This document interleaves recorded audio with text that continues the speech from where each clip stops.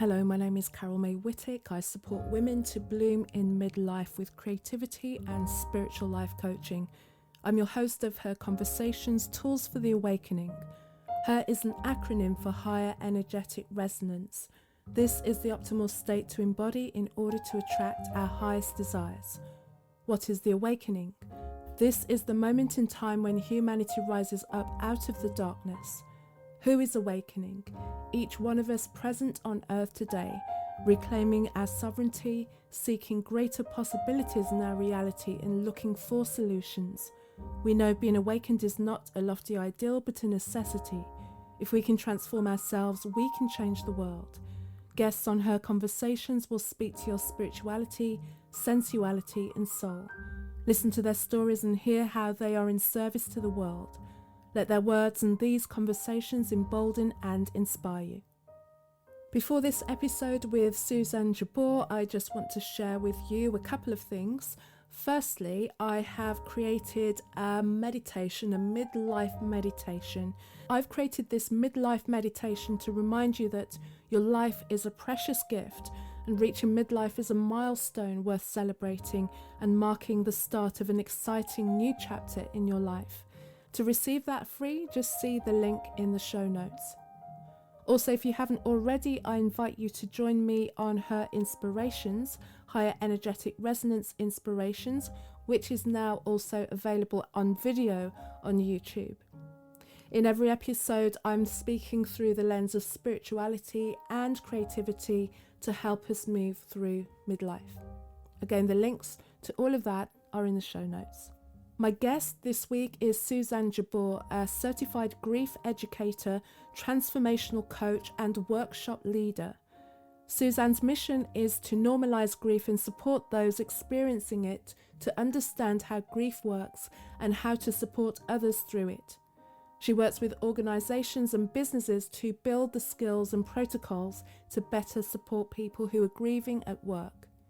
During our conversation, Suzanne shares how, as a grieving mom, she found meaning in her loss and understanding how grief really works. She also provides practical advice for supporting grieving individuals and talks about the grief we're all experiencing as a collective. So as always, I begin by asking my guest, HER is an acronym for Higher Energetic Resonance. When do you feel that higher energetic resonance? Ooh, I feel that higher energetic resonance when I'm in nature. Nature's a big feeder for me. And I feel it when I'm surrounded by people who are up to big things and really holding that space of love. I think right now we're so surrounded by fear and there's such an outrageous amount of fear. Everyone's so scared of so many things. And if we can just transform that and feel love instead, that resonance just shifts everything. Lovely answer. And before we go into the meat and bones of our conversation, Suzanne, I just want to give you a moment to share about yourself and how you got to where you are and the work you're doing today. I am a grieving mom is really how I got to the work I'm doing today.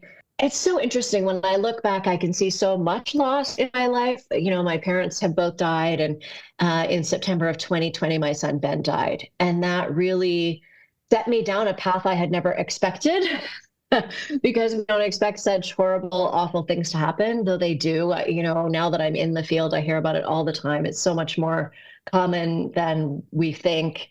But that really, for my own survival, sent me down a path of needing to understand grief as deeply and, much as I could, because everything that was happening to me that was so different from when my dad had died or my mom had died was really scary. Thinking about that fear place, it could have been really scary, and I didn't want to be scared. And for me, the counterbalance to fear is always education. So I just knew I needed to know more. I needed to understand better. I needed more information. And that's really what set me down this path of, ultimately becoming a grief educator and now talking and training and coaching other grievers so that we can understand better. Because if we understand better, we can do better. Because right now we're not doing a very good job when it comes to grief, either as grievers or as people supporting them. So that really has become my passion, that, it doesn't need to be lonely. It doesn't need to be scary. it's going to be, we're all going to grieve. We grieve all the time. And it doesn't have to be terrible. Mm-hmm, mm-hmm. Thank you. Thank you. And let's look into that fear aspect a little bit more. Where do you think this fear comes from? Or why do you think it's, especially in, I would say, in Western society, there's this big fear about death and grief and dying, where in other societies and other communities, they embrace it as it's part of life, it's expected, and you just don't see it as a complete loss of that person, like, because you don't, they're physically not here, but you still maintain that connection with them. Maybe I'm answering my own question here. Do you think it's because of our lack of our own understanding of things outside of ourselves physically, that we think once you're gone physically, you're gone? And therefore we're holding on to the physicality of a person, even if, especially if that person is not in a good shape physically, but sooner have them here, like some semblance of their physicality here, than release them into a place where they would be free of the pain of their body, but then be able to envelop us in a bigger way. Yeah.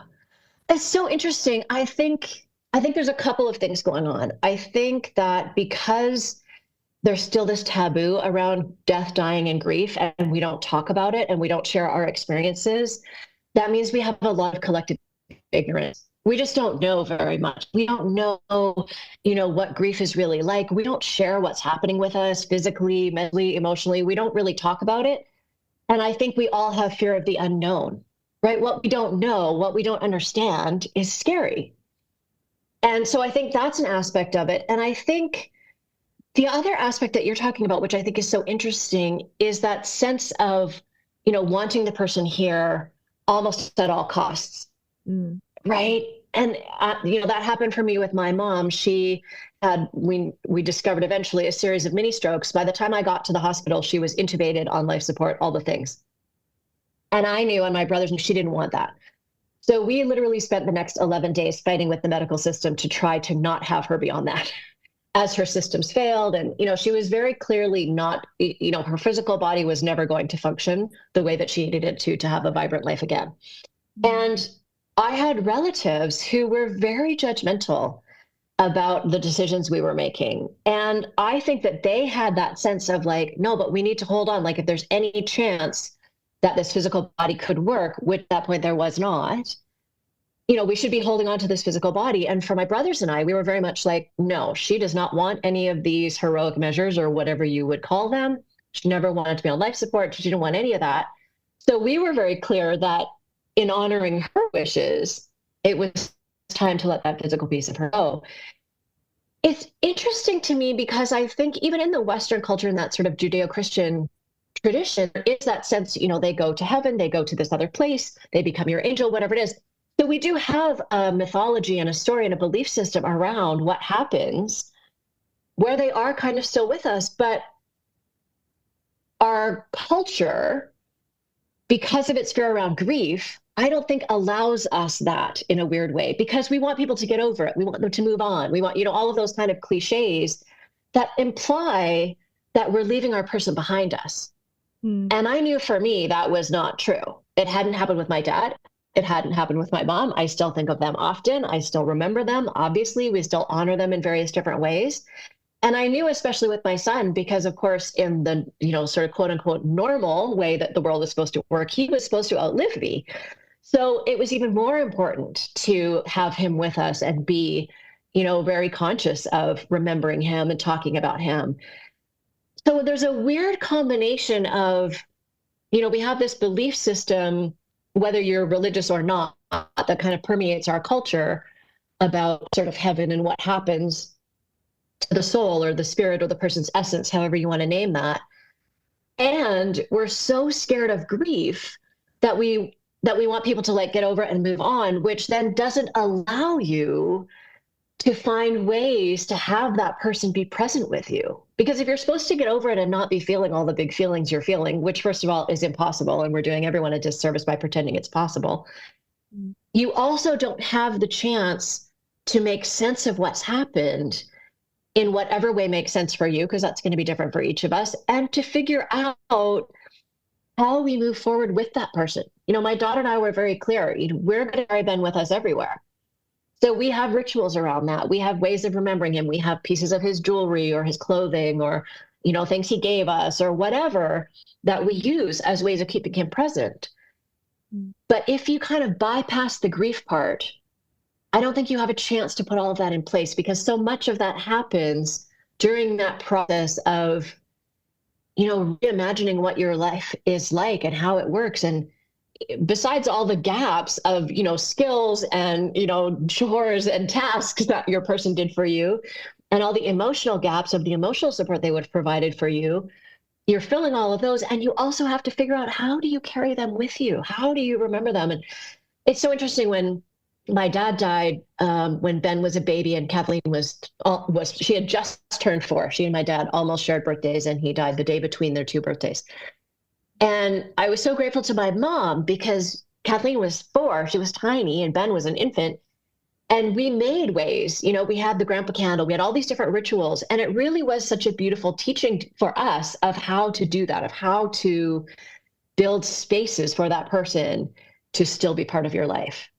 And I think that's what we need, right? We need that sense of the physical body is no longer here, but their essence is with us. Whatever your belief system, whether you believe they've gone off and become part of the ethos and the energetic of the universe, or you believe their spirit is an angel somewhere, whatever your belief system is, we have ways of understanding what has happened to their essence. As you were saying that, I was just thinking of ways that I have brought people into my life that have passed physically over the years, like some people, I will have more of their things around me. Like with my mom, I've got bits of her crochet literally everywhere. And things that she used to say to me are actually very present in the things that I communicate, in terms of words I use, or words I use in my own work or anything like that, because there are words that she would always say, and it's not even anything that anyone would know. It's just me remembering. It's like, she always used to say this word, I'm going to use this word. She always used to, just little things like that, that just are kind of, you can see how you can bring someone with you, like you say, but it does take its time. So how do you kind of start to communicate with people when they are in the early stages, still in that, maybe that shock, disbelief, denial point? At that point, what people really just need are safe spaces to talk it out. And to just be able to say what's true for them without anybody trying to jump in and fix it or minimize it or try to make it better. Nothing is broken. Nothing in the way that you can fix it. Like, it's not like you can glue anything back together or you can jolly anybody out of it. That's not how it works. At that earliest phase, really what grievers need is to be witnessed and to have safe spaces where their grief, in its giganticness, in its horror, in its fear, in its everything, it's all the emotions all at once in this big, huge tsunami.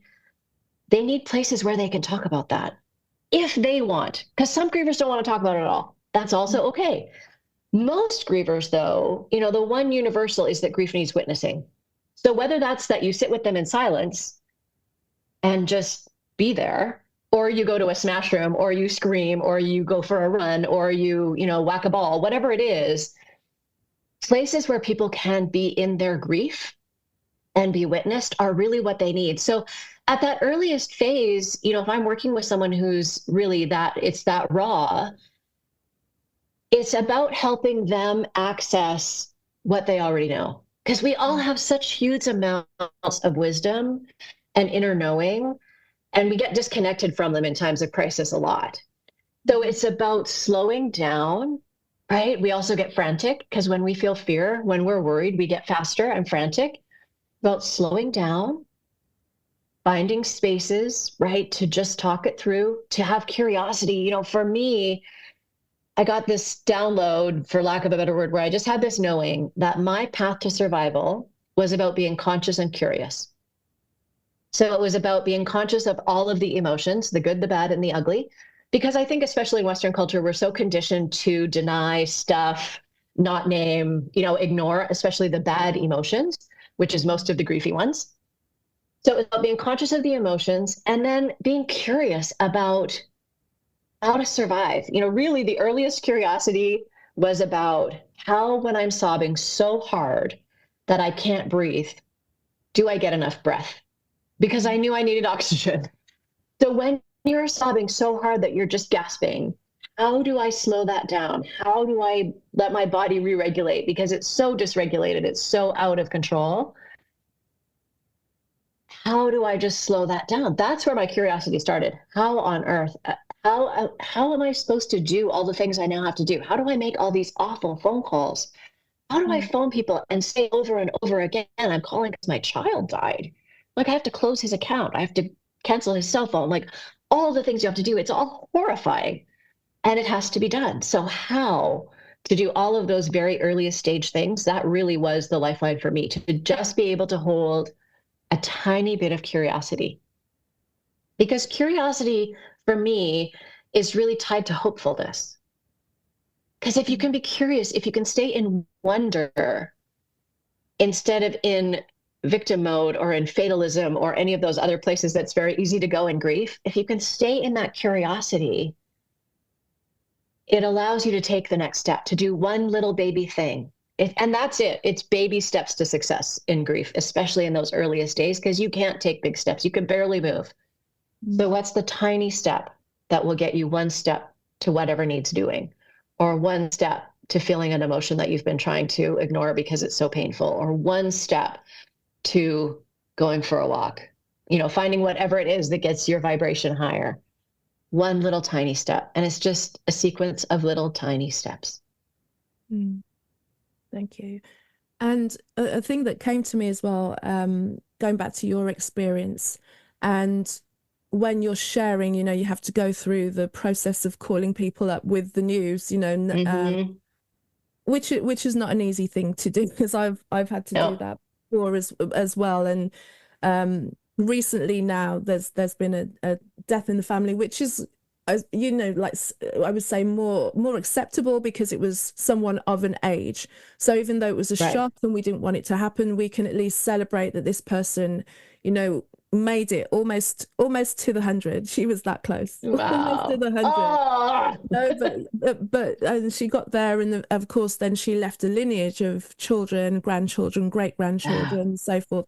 So there was a life there as well. So people, even in their grief, can also go, but she left something. So that's very different than your experience, where you're telling somebody something and the brain goes, well, that's not supposed to happen, because we are so not only are you sharing your, talking through your own grief, telling somebody something that's so catastrophic, so tragic that's happened to you, but then dealing with how they're not knowing what to say in that moment, because the brain goes into all kinds of things. And I know sometimes when you're telling people news that is unexpected, if they don't have a regulation on their emotions, which most of us don't, but when you hear something like that, then how do you then probably have to go in soothing mode? Tell me about that. Like suddenly you're telling them what's happened to you, but then you have to kind of manage them feeding back to you. How is that? That was terrible. Yeah. That was terrible. I didn't expect anything else. Sorry, bad question. No, it's a great question, because it is what happens. And that's what's so interesting.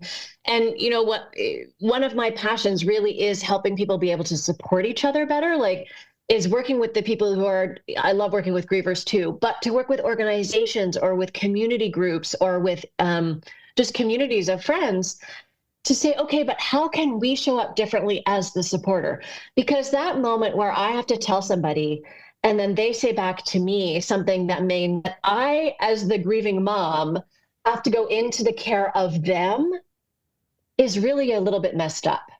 And it's not that I want to minimize the impact on them, because lots of the people I had to tell were, Ben's closest friends and his family and, my family, all of those kind of people, that it did have an impact on them, obviously. And there's a way we can do that we can respond that allows us then to have a shared experience where we're both grieving or where we're taking turns being the support person, as opposed to, when someone makes it then all about them, and I'm now, as the person who phoned with the terrible news, having to, first of all, try to regulate myself, which is almost impossible, and then be a supporter to them, which I also don't have the capacity to do. So it really and again, a lot of it is about slowing down.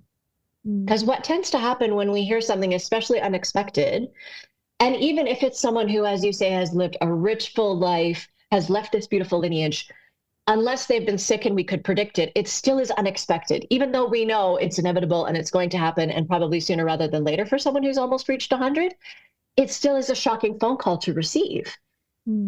If we can, in that moment of shock and surprise, slow ourselves down, take a few breaths and just say, wow, okay, I just need a minute. And then I really want to talk to you about this. And I really want us to, share some memories, or there's such a rich moment of connection we can create then, but we don't know how to do it yet. And what we go to is someone has said something horrifying. Either I need to comfort them immediately and I'm not really sure how, so I'm just going to say something really fast and hope that it's not terrible. That's one response. Or, oh, I know exactly what that is. I had people say, oh my gosh, I had one person who lives in my building, and Ben lived with me, so he knew Ben as well. And he had heard that Ben had died, and everyone in the building knew. And the first time I saw him, he went on to talk for literally a half an hour. I had steeled myself to be able to go pick up the mail. Because in those early days, you really have to plan. All right, I'm feeling pretty strong. I think I can make it literally across the hallway to get my mail and get back to my apartment. And I ran into this person while I had this 2-minute plan. And for probably about 15 minutes, though it felt like hours, he told me all about what was happening in his family and how his brother was in crisis and blah, blah, blah, blah, blah, blah, blah, blah. And I didn't even know what to say or do, because I was so in that early phase of survival. And I had managed to get it together to be dressed and be able to get to the mailbox at the same time. Those things don't always happen together. So I had kind of steeled myself for what I was going to do. And then you find yourself in this other circumstance where all of a sudden it's not about me and Ben at all. It's all about this other person and their experience. And it doesn't have to always be about me and Ben, but I was not in a place to be able to have this conversation and to be able to hold space for all that he was going through. And had we both been able to go, oh, okay, that sounds really trying, and I can really relate because I've had these similar experiences, we could have had a really amazing moment of connection. But he came out at full bore, and I was on my heels going, I don't even understand what is happening here. And so we missed that opportunity. And for me, that's the drive. How do we create these opportunities for connection in this space where we're all scared? And so then we all end up isolated. That's such a rich opportunity for connection, for this shared human experience that we're missing out on. And right now, in this world that is increasingly more fractured, increasingly feels like it's breaking down. It's breaking down in order for the next thing to arise. I know that. And we are desperately craving connection on that human level. And grief in all of its ways, right? Because it's not just for the death of a loved one. It's for every loss. It's such a rich opportunity to connect that we're missing out on. So that's my driver is, how do we change that? How do we change our response when we're faced with that information, when someone phones to tell us the horrifying news, when it happens to us, so that we are creating opportunities for connection? Yeah. Okay. There are 3 different ways I want to go with that. I know. I'm like, wait, we just went all over the place. It's okay. It's fine. No, you said beautiful things there as well. So I'm not saying any of that was not necessary. It was your flow, and I loved it. I want to come back to collective grief, because I think that's really important, because like you say, we're going through that right now. One thing that I wanted to ask you, or one of the things anyway, was when it came to being the person that told people, was it necessary do you feel it was necessary that it came from you, that you were the person that did No. all the telling? Okay. No. Yeah. And in fact, we, in a weird way, did very little of the telling because I knew somehow that having to say that over and over again and be faced with what I would get back, I couldn't do it. So we actually very strategically, my daughter and I very strategically told certain people and asked them to do the telling in their circles. Yeah. So, we're not part of a religious community or a church that might have a phone tree, but we basically did something very similar where it was like, okay, we made a very short list of the people we felt we needed to tell personally. So that was like his aunts and uncles, close family friends, those kinds of people. And the list, honestly, it was maybe 10 or 15 people. It was very short. And we wrote one really thoughtfully crafted Facebook post because we knew there were so many people that we would never think to tell because they just weren't going to make that very short list. So we wanted to be able to say it as broadly as possible and encourage people to tell anyone they think would need to know. And then we asked of the people who were able to do telling for us because it's overwhelming. It's overwhelming to say those words over and over and over again. And it's part of the process for sure. And it's overwhelming. And I just knew I couldn't, it's not that I couldn't say it. It's that I was not in a place to be able to receive what I would get back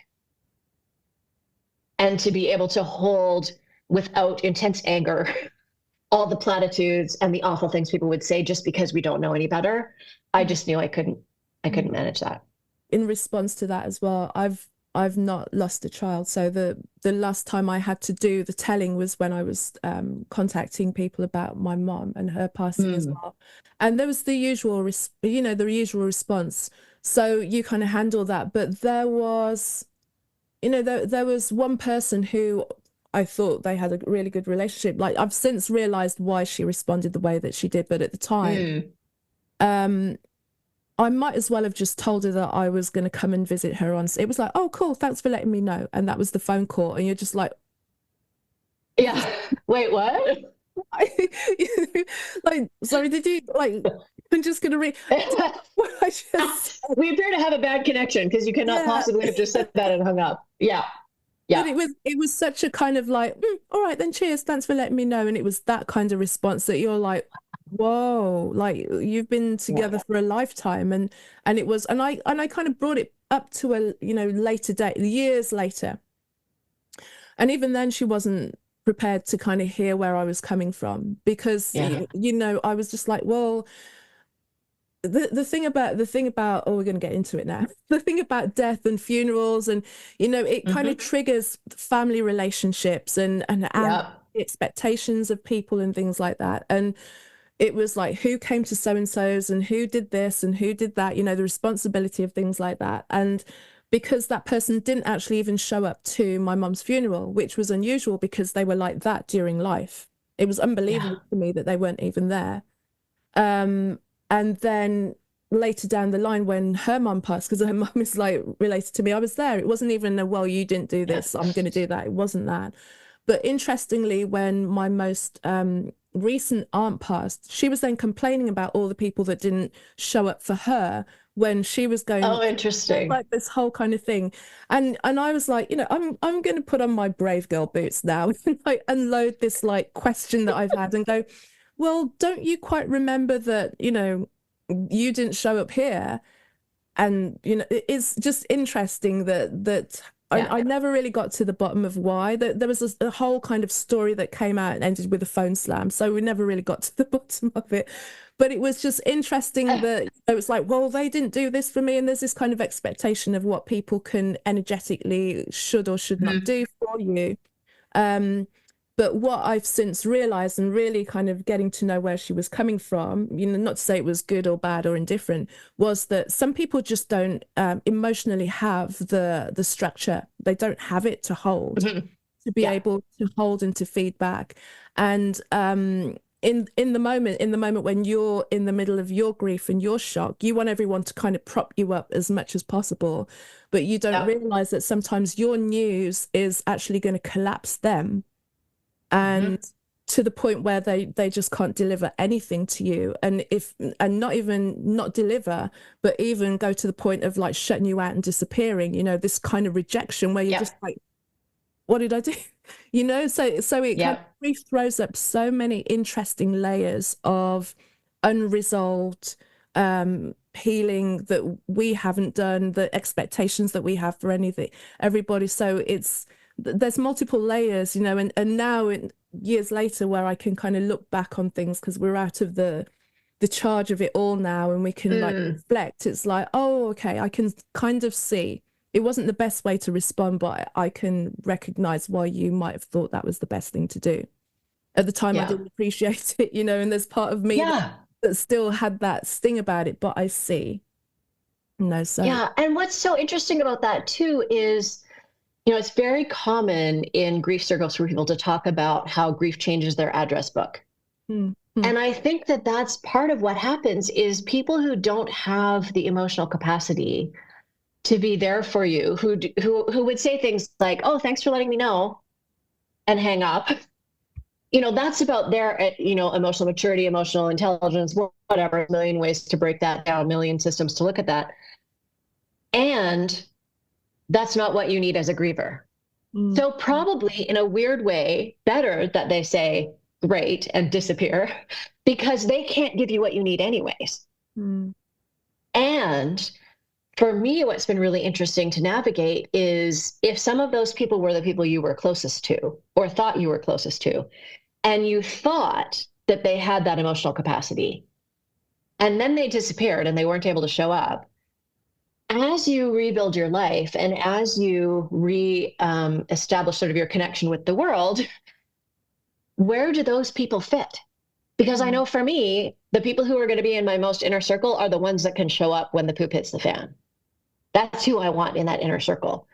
So if you couldn't, then it's been really interesting to navigate, okay, but then now where do those people fit? And some of them I knew that that's not who they are, right? They took on other roles in my life. They've never been someone I would have thought I could count on for emotional support anyway, so that was not a disappointment. But it's the people where that was a disappointment that it's been really interesting to try and navigate. Okay, so now, you know, for me, I'm 4 years out, reintegrating with the world, you know, continuing to figure out what's next, who am I, how does this all work? And one of the real curiosities for me is, where do those people fit now?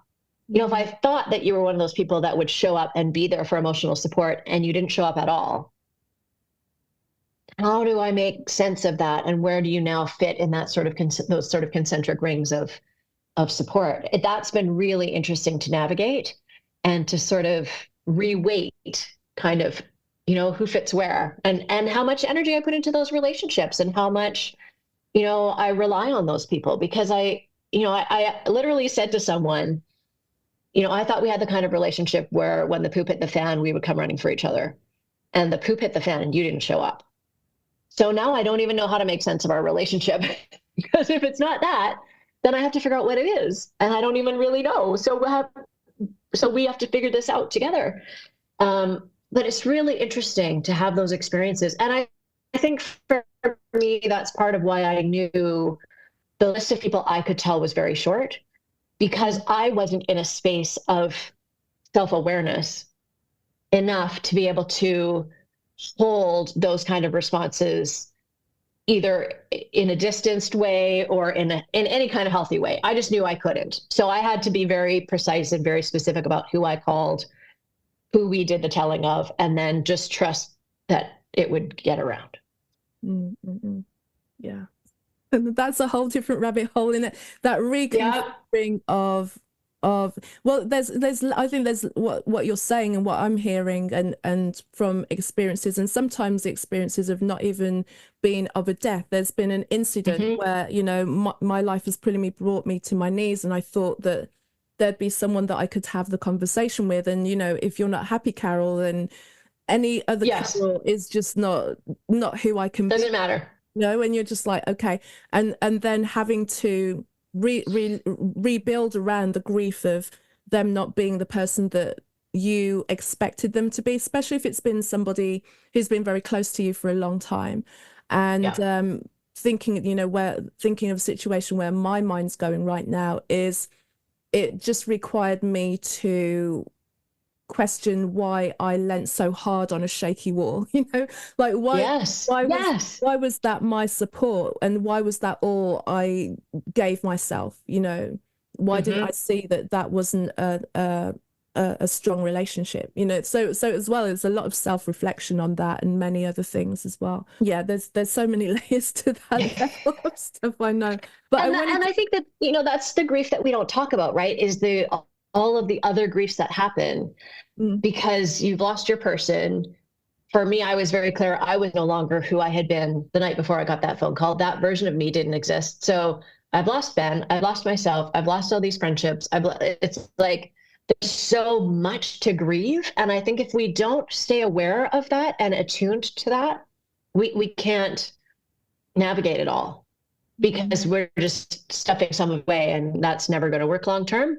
I know people try it. Good luck. It's not going to work long term. But it is all of those layers and layers and layers and layers, and grief upon grief upon grief upon grief. While you have this one big central one, there's all these other griefs that go with it. Yeah.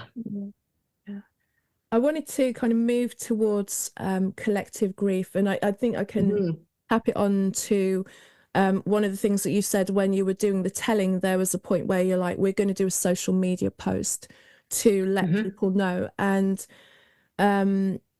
maybe to start at like online grieving, because it's very difficult to, social media is great because you can let all of the people know in your circle what has happened. But then it's kind of handling the responses to that as well. And is that a good space to come back to all the time? Like I don't know how I feel about that, because I kind of made I think we put out when my mum passed, we put out that, but I'm not one to kind of do anniversaries and birthdays of, because it's almost like from my point of thought is that you can't not like that. Someone is like they're raw, and they're like, okay, this is what I'm going to do. I'm going to put a post out about this is the day when either their birthday or this is the day of their passing, because you're kind of asking for something with maybe not allowing people to naturally give to you. I don't know. I just when I see people do that, I get it, but I'm just like, is that a genuine thing? Because social media is what it is. It's not 100% genuine. It can't be 100% genuine. Like something out there that's... I'm pretty genuine. I put stuff out and people don't always like it, and I don't care. Yeah. But yes, but it is, and also responses to, so is it that you're, I want to say, fishing for people to respond to you? Because the only way that they can ever go is like kind of put a heart emoji or like, sorry that you're feeling this way. So it's only ever going to give you that. Whereas, is that going to be enough for the person who's put the post out? I don't know. Like I know if I was to put a post out, I would want to start having a deeper conversation about, I don't just want hearts and likes. Hearts and likes are not going to make me feel better. No, like thoughts and prayers doesn't help. No, prayer emoji, and it's cool, but to like let the news be known. But then, going down the line, I'd sooner sit in a room with people who knew the person well and just really kind of talk about who they were, the space they've left, how I'm feeling, all of those things, to be in memory of them, and also talk about where you are on your grief path, because it's a layered thing that just kind of goes around, and it goes forwards and back and up and down, and it lasts as long as it as you're alive. It's not gonna it's a forever project. You reconfigure what it is, but it's just one of the things, like how you feel about that, and then to go to the collective grief that we are experiencing now. Yeah, that's so interesting. So I don't generally post on Ben's birthday or anniversary, partly because I don't want that, right? That, if you remember, you remember. And if I have to remind you, it's because you didn't remember. And that's okay. I don't expect everybody to remember. But it's interesting. This year, I posted the day after. And I sometimes post, I think I've done that a couple of years. I'll have to look back. But this year, I posted the day after. And it was because I wanted people to understand how meaningful it is to remember.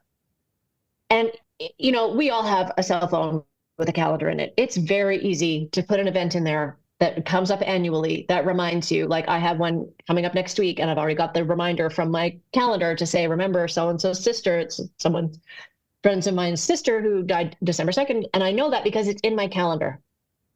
So that was the impetus for my posting. I didn't want, you know, sympathy, empathy, whatever. I didn't want a heart emoji. I didn't want any of that. I wanted people to understand that this very simple thing that about 10 people did was really meaningful to me, and that you could do it too, right? Because if you just put those things in your calendar and it's literally a message that says thinking of you today, or sometimes some of them I have a week ahead reminder and I'll send them the message then, because that looming date is really tricky. So I'll send a message then saying, oh, thinking of you, I know this coming week is going to be tricky.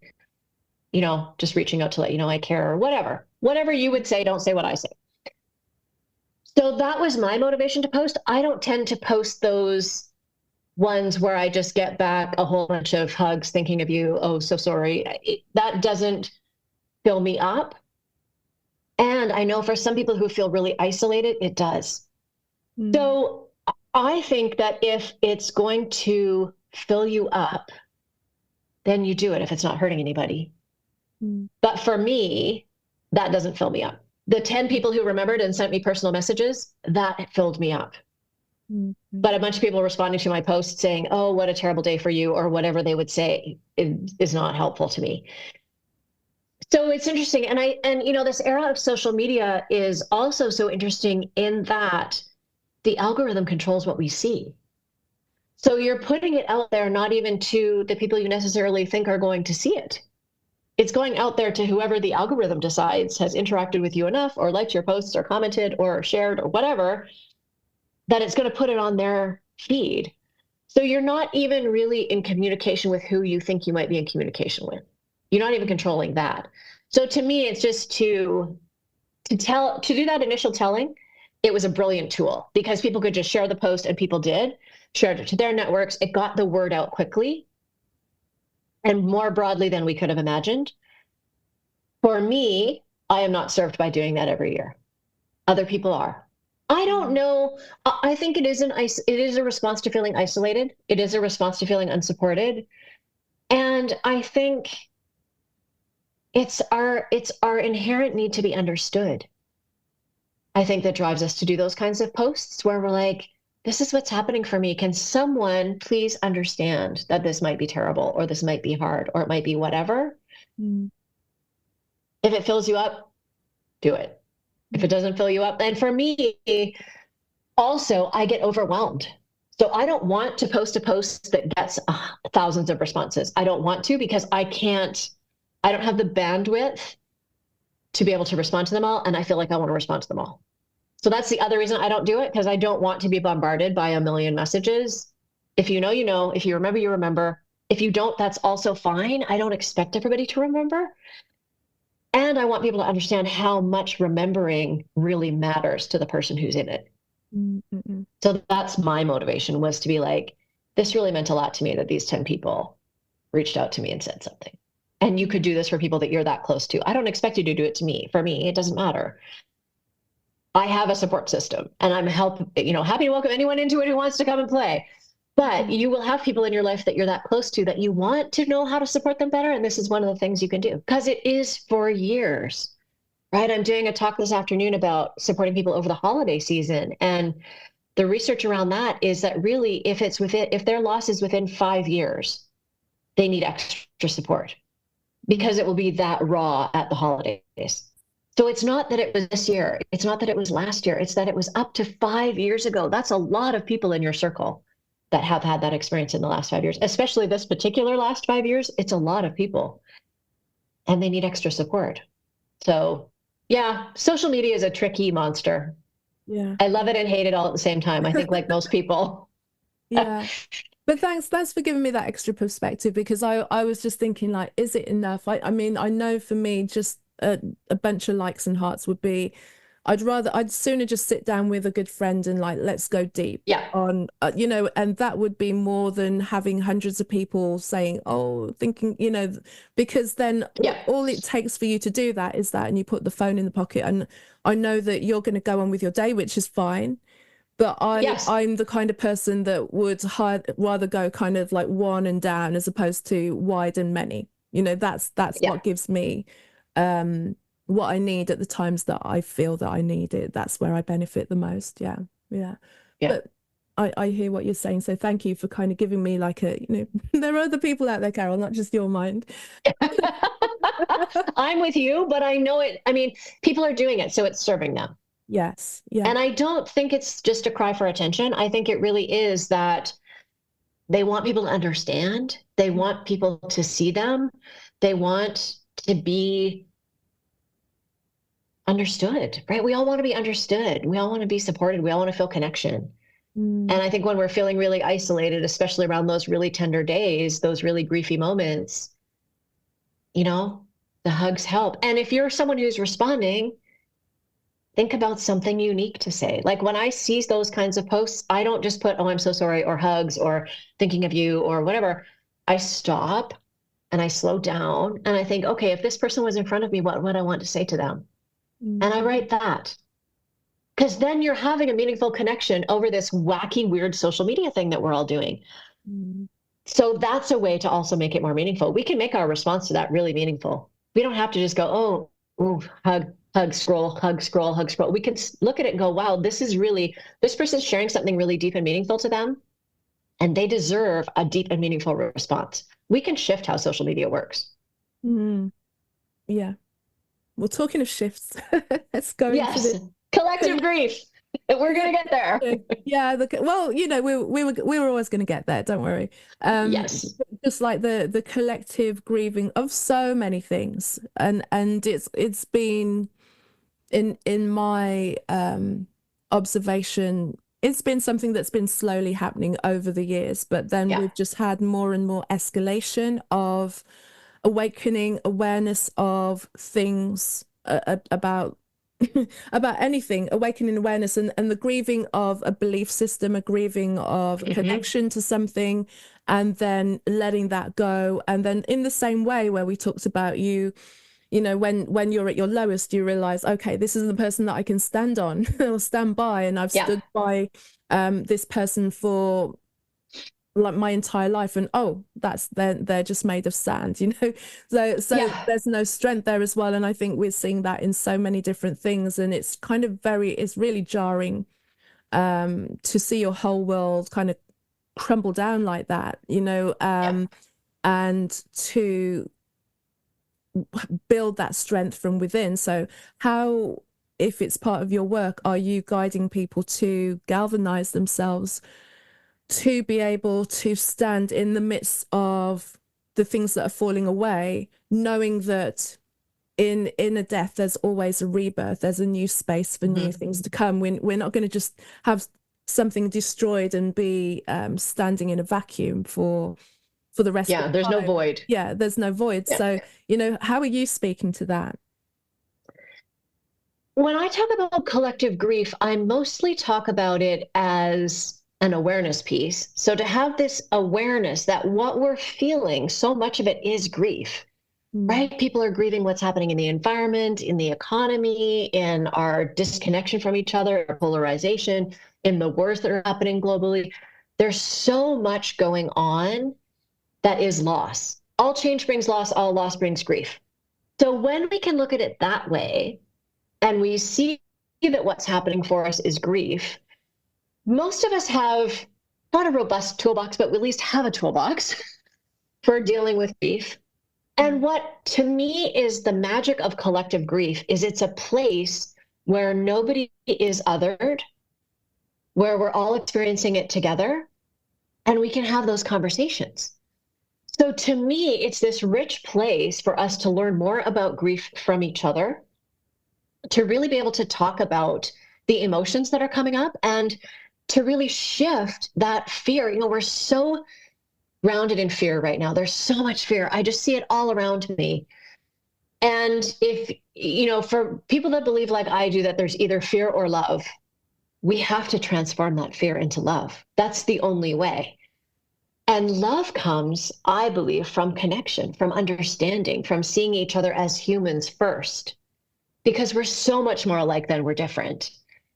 And collective grief is a place where we can do that, whether it's about a celebrity, which is a whole different sort of this public grief that we feel for someone we never met, but whose life impacted ours, whether it's around the environment and what we see happening. Like, I'm in Berlin today, it's 9 degrees above the normal temperature. I just came from the UK, where it took me 5 hours on a train to get where I was going instead of an hour and a half because of all the flooding from the storm that had been there over the weekend. The environment is in crisis, right? And a lot of us are feeling grief about that and about our role in it and about all kinds of things. We can have really rich conversations around those topics about the grief of it. Because how we got here, who did what to whom, all of that, we're going to fight about that forever. But we all share the emotions of concern, of hope, of possibility, of despair, of whatever it is. And if we can talk from that place, that to me is where the richness of collective grief comes to help us. It's that we are having this shared experience. So I'm not the only one, right? When I was a grieving mom, grieving out loud because my son had died, I was the only one. I'm not the only one, but in my circle, I was the only one. So I felt very lonely, very othered, very isolated. The collective grief is all of ours. So we can have these conversations that then give us skills, confidence, comfort, understanding that we then can apply when you're faced with a grieving mom, grieving out loud. So to me, that's the beauty of it, is recognizing and understanding that much of what we're feeling right now is grief. The systems that have propped us up for decades, if not longer, are falling apart. It's beyond time for that to happen in many cases. And it's still scary because what we have thought, it's like that friend who you thought was made of sand found out to be made of sand. When that support structure doesn't feel like it's solid, that's worrisome. It's okay. And the way forward is through connection and love and humanity, humanness. And we can find all of that in collective grief. It's a space for us to talk about it. What a beautiful line to close on. Thank you so much for this conversation. Can you talk about the work that you're doing, how people can reach you and sharing more of your good stuff? Thank you, Suzanne. Yeah, thank you. So it's actually finally time. I'm a contributing author in a book that's coming out in December. So we're recording this in November. Whenever it hits the airwaves, it will have either soon come out or have come out by then. For women in leadership, talking about how women in leadership particularly can step up in this area and be really forceful in their communities and be a force for good. So that's really exciting. I'm thrilled for that to finally be coming to fruition. I am readily available and accessible on all of the social media. It's Suzanne Jabour. That's my website too, SuzanneJabour.com. I have a regular grief cafe, which has become this magical place for grievers to come together and just talk about what's true for them. It's been beautiful in that no matter what the loss, we had in one session, we had everything from someone who had lost their job to someone who lost a pet, to someone who had had 6 losses within 5 months, one of them a pet, 5 of them people close to them. So it's the whole range of whatever you're grieving. You can just come and we talk about grief and how it's impacting us, what's true for us, what's been happening. That's arranged through Meetup. So you can find Grief Days, Suzanne Jabour through Meetup. It's free. We have been doing that the first and third Wednesday. I'm going to do some extra ones and play around with the timing a little bit for December because I know grievers need extra support through the holidays. So you can find those. What else am I up to? I'm launching grief-informed leadership. So that's going to be an online course with a community as well, which will probably launch in February. And then I do one-on-one grief coaching. So if you're a griever who, feels connected to the way that I talk about grief and the way that I approach it, I'm happy to have a 1 hour chat with you and see if my approach would work, see how I can support you. And then I love going into organizations and doing either a lunch and learn or a program where we look at the system of the organization and where it's failing grievers and put the policy together. So when people come back to work, there's a policy for everyone to rely on, the same as when they come back to work after an injury. So I love doing that. So all kinds of ways, it's kind of a three-pronged approach, right? Conscious, curious grieving, grief-informed leadership, grief-resilient workplaces, all with the goal ultimately of shifting how we respond, because our response right now is terrible and we can fix it. We can make it better. And then the other super exciting thing that's coming up for me in January and will then be available online is I'm doing a TEDx talk. So I'm super excited to be speaking from the round red rug and really sharing some grief information. And then, the two questions I get asked all the time: what can I say? What can I do? My talk dives really deeply into that. So that will be available on the YouTube whenever it gets put up after January 18th. So yeah, thank you. Oh, good for you on the TEDx. I know that it takes a little while. A few guests have done it, and then there's kind of a little while before the video comes out. But yeah, Yes. there's quite a few guests as well who are inspiring me to get ready for doing something like that as well, because I really am getting into public speaking. So fantastic. Yeah, it's super exciting. Yeah, I'm very excited. Great stuff. Well, great to have a conversation with you, Suzanne, today. Thank you so much. Thank you so much for being such a thoughtful host. I really appreciate it. Thank you, Suzanne, for sharing with me, and thank you for listening. If you enjoyed the wisdom of my guest, I invite you and encourage you to share it with somebody who you feel will benefit from their message. Also, please feel free to leave a review and tell me what about higher energetic resonance is resonating with you. If you want to find out more about me, that's my website. It's carolmaywhittick.com, carolmaywhittick.com. It's Carol May Whittick on Facebook and LinkedIn, and it's Casmic, CAZMICK, on Instagram. So until the next week and the next episode, take care. Thank you. Bye-bye.